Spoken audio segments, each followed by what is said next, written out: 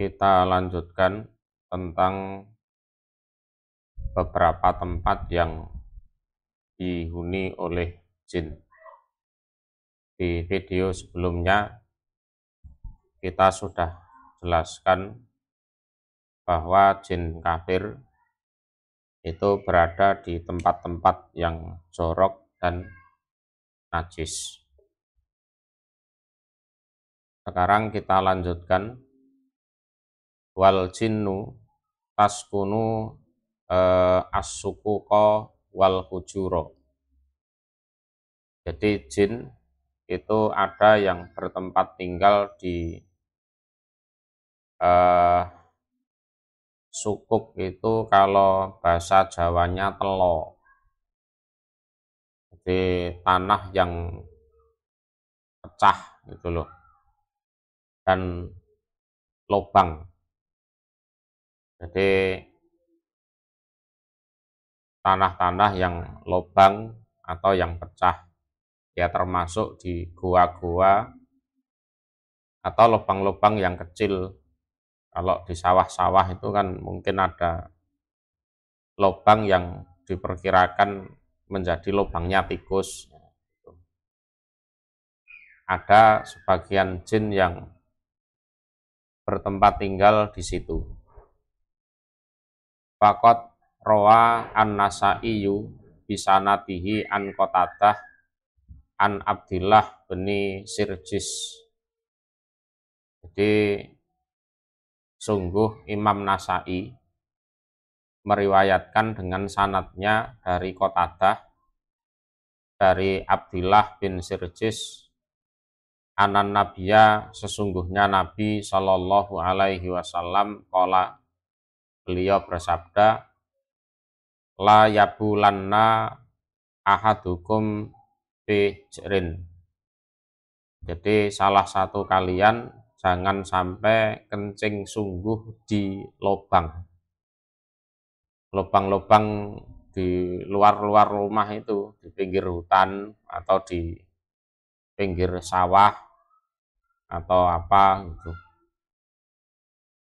Qalu, berkata mereka li Qatadah pada Qatadah, wama yukrahu minal bauli bil hijr. Lalu orang-orang bertanya kepada Qatadah, yang dibenci untuk kencing di lubang itu sebabnya apa? Kenapa kok tidak boleh? Qala yuqalu innaha masakinul jin. Ada yang berpendapat bahwa lubang-lubang atau telo-telo itu sebagian ada yang ditempati oleh jin. Nah, ini adalah bentuk kasih sayangnya Nabi Muhammad kepada umatnya. Umatnya itu kan yang dari bangsa manusia kan tidak bisa melihat jin, ya kan? Terus kalau kencing sembarangan, mereka nggak bisa lihat jin. Nah, jinnya merasa tersakiti. Aku enak-enak turu diuyui kan gitu. Aku enak-enak tidur dikencingi. Lah perasaan jinnya si manusia itu sengaja mengencingi dia. Akhirnya membalas dengan balik menyakiti. Itu ya.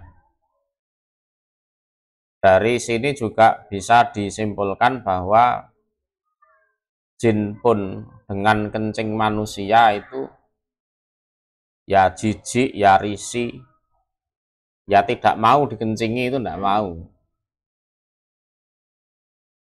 Dengan kencing saja tidak mau, apalagi dengan apa ya, kotorannya, buang air besarnya ya lebih tidak mau. Jadi solusinya, kalau kita memang terpaksa kencing di suatu tempat yang asing, kita baca bismillah.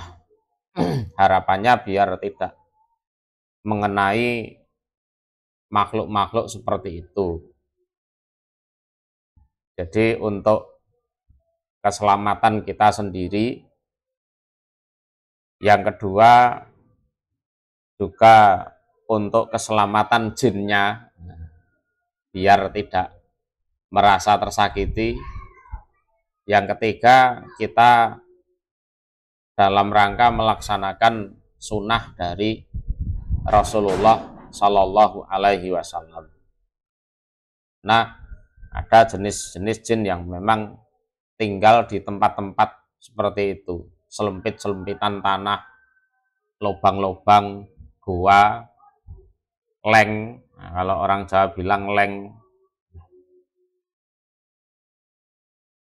Kemudian berikutnya wal jinnu taskunu aqtonal ibil. Jin juga ada yang bertempat tinggal di kandang-kandang unta. Nah, ini di kandang-kandang unta. Fakot wurida annaha ma'was sayatin.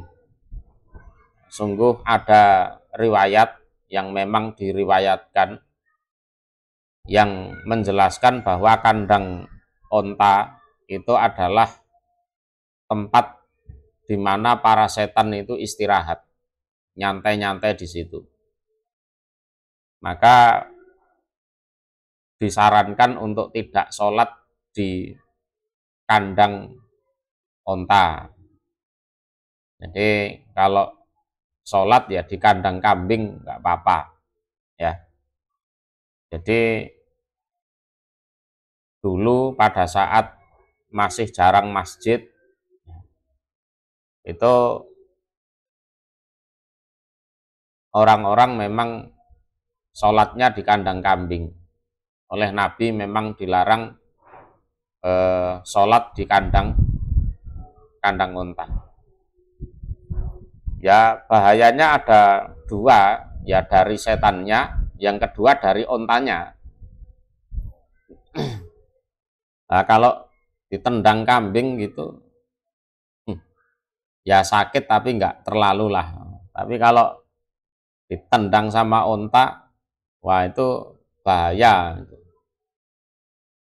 Kama fi shahihi Muslim wa ghairihi, sebagaimana dijelaskan di Sahih Muslim dan lain-lain, bahwa kandang unta adalah tempat peristirahatan para setan itu.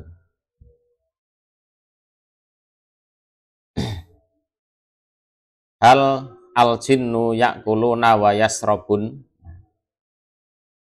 Sekarang pertanyaan berikutnya adalah, apakah jin itu juga makan, juga minum? Kira-kira jin itu makan atau minum?